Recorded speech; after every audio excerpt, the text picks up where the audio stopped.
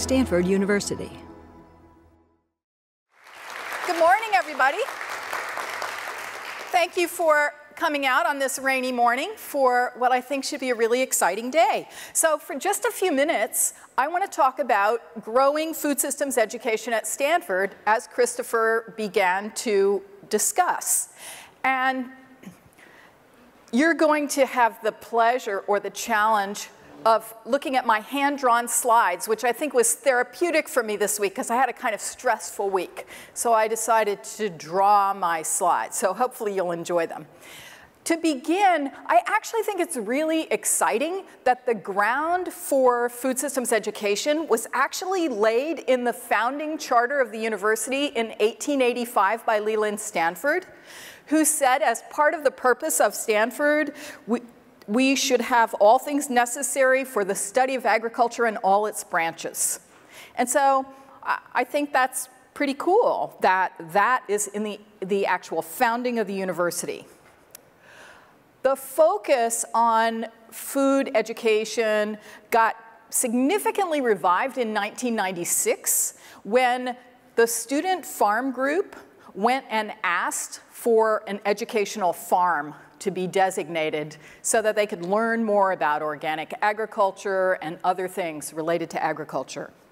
And so that was a really important seed in this effort. Students also successfully lobbied the administration to have a position in Stanford dining for sustainability. And that started initially as a part-time role. It now has become a very significant sustainability program manager role in Stanford Dining that Matt Roth was filling until he recently moved to the D.school. So the impetus for a lot of what's happening today actually has come from the students on the campus. Then actually in 2009, under Christopher's leadership, we took a big leap in connecting students and faculty across all the schools to begin to pull together the first Food Summit, which took place in 2010. And we found courses related to food were being taught all over the campus. They were being taught from many different perspectives. And Christopher saw a huge opportunity to begin to develop more collaboration. And so we got this group together. We started working on this summit. We like each other, which is always a good thing. And we began to find all kinds of opportunities to collaborate around courses, around research, around a variety of things, including continuing the Food Summit efforts now into the third year.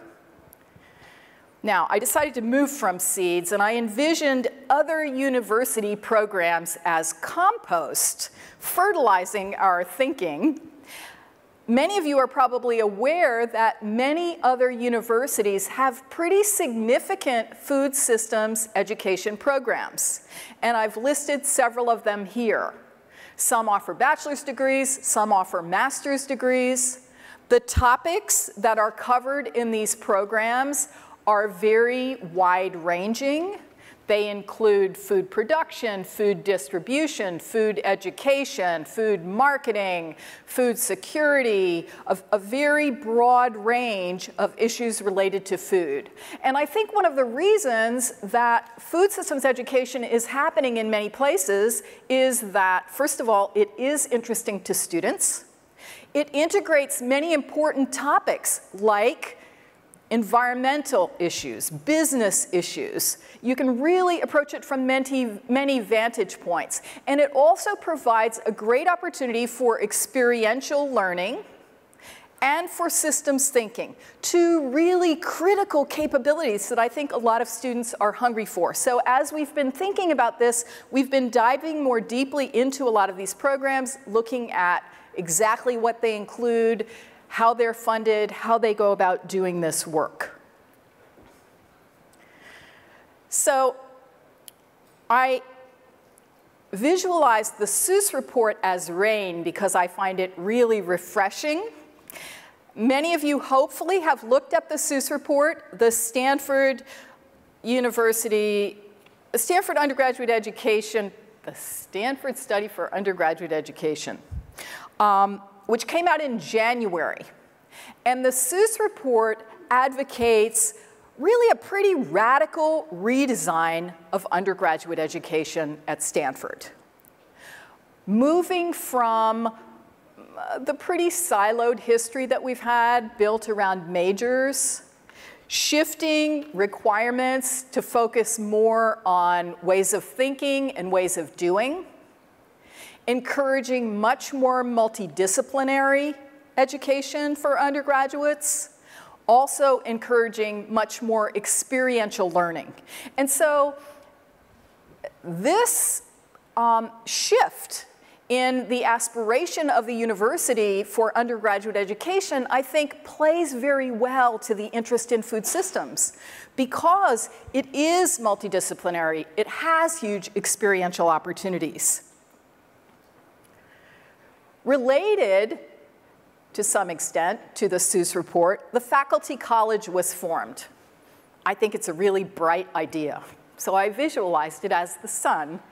And faculty college brings together teams of faculty from across the university to give them support and space to work on innovations, basically, in education. And so again, Christopher took the leadership here in proposing a team of faculty who'd been working on the Food Summit to become part of Faculty College for 2012. We are called sometimes the Food Helix team, sometimes the Food Systems team. We launched back at the beginning of summer.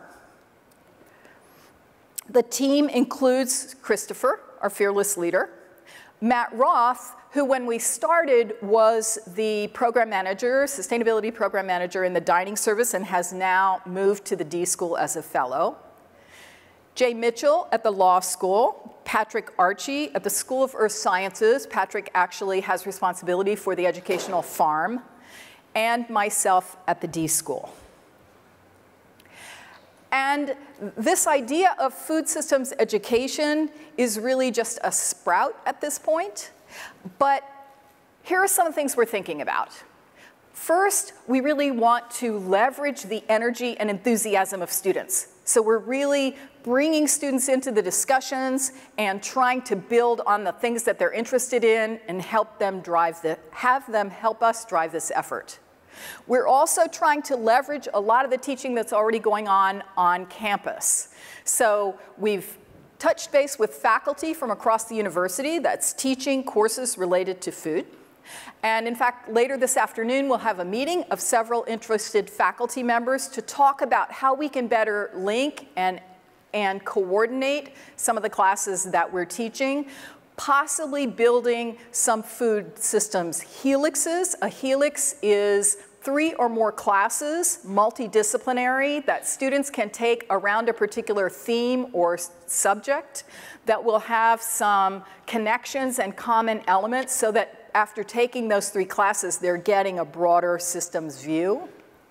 We're looking at an alternate capstone for seniors, Food Systems Fellowship, that would be launched next year. We're looking potentially at block quarter programs. So the field is pretty wide open.